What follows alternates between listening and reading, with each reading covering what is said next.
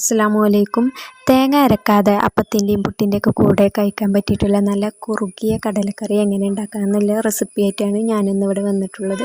അപ്പോൾ അതെങ്ങനെ ഉണ്ടാക്കണമെന്ന് നോക്കാം.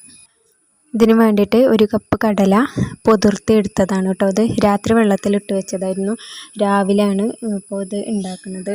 അപ്പം അത് നല്ലോണം കഴുകി കുക്കർക്ക് ഇട്ടിട്ടു. ഇനി ഇതിലേക്ക് വെള്ളം പാർന്നു കൊടുക്കുക. നല്ലോണം തോനെ വെള്ളമൊന്നും പാരണ്ട. ഇതിൻ്റെ മേലെ നിൽക്കാൻ പാകത്തിന് പാർന്നാൽ മതി. പൊതിർത്തിയെടുത്ത കടലായതുകൊണ്ട് പെട്ടെന്ന് തന്നെ വെന്ത് കിട്ടും കേട്ടോ.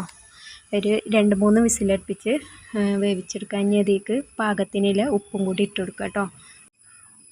ഇനി ഇത് അടച്ച് വെച്ച് തീ കത്തിച്ച കേട്ടോ. കടല വേഗണ നേരം കൊണ്ട് അതിക്കുള്ള മസാല റെഡിയാക്കി എടുക്കുക. ഒരു ചട്ടി അടുപ്പത്ത് വെച്ചിക്കണ്. അതിക്ക് കുറച്ച് വെളിച്ചെണ്ണ പാർന്നു കൊടുത്തിക്കണ്.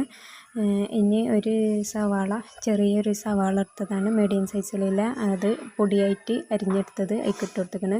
ലേശം ഉപ്പും കൂടി ഇട്ട് കൊടുത്തിക്കണ്. അതൊന്ന് വാടി വന്നാൽ ഇഞ്ചി വെളുത്തുള്ളി 3 അല്ലി വെളുത്തുള്ളി ഇട്ടിട്ടുള്ളൂ. ചെറിയ കഷ്ണം ഇഞ്ചിയും അതിട്ട് കൊടുത്തിക്കണം. അതൊന്ന് ചതച്ച് ഇട്ട് കൊടുത്തതാണ് കേട്ടോ. അതിൻ്റെ പച്ചമണം മാറി വരുവോളം ഒന്ന് വഴറ്റിയെടുക്കുക. എന്നിട്ട് മസാലപ്പൊടികൾ ഇട്ട് കൊടുക്കുക.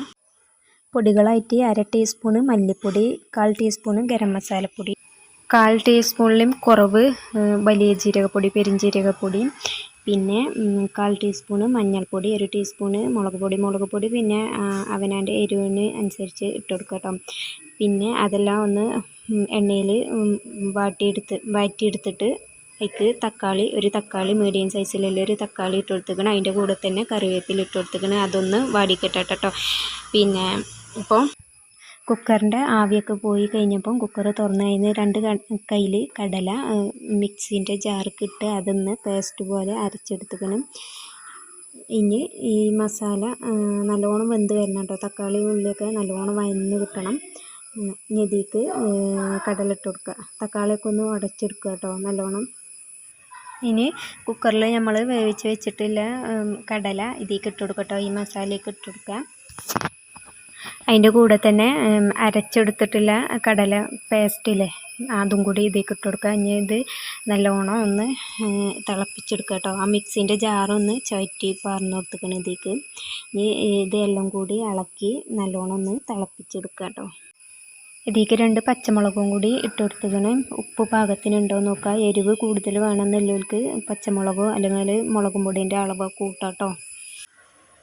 കറിയൊക്കെ ഇവിടെ നല്ലോണം തിളച്ച് വന്നിക്കണം കേട്ടോ. ഇനി തീ ഓഫാക്കാം. നിങ്ങൾക്ക് എൻ്റെ ഈ വീഡിയോ ഇഷ്ടമായെങ്കിൽ ലൈക്ക് ചെയ്യുക, ഷെയർ ചെയ്യുക, സബ്സ്ക്രൈബ് ചെയ്യുക. അടുത്തുള്ള ബെല്ലൈക്കൻ ഞെക്കി അതിൽ ഓൾ ഒന്ന് പ്രസ് ചെയ്യണം.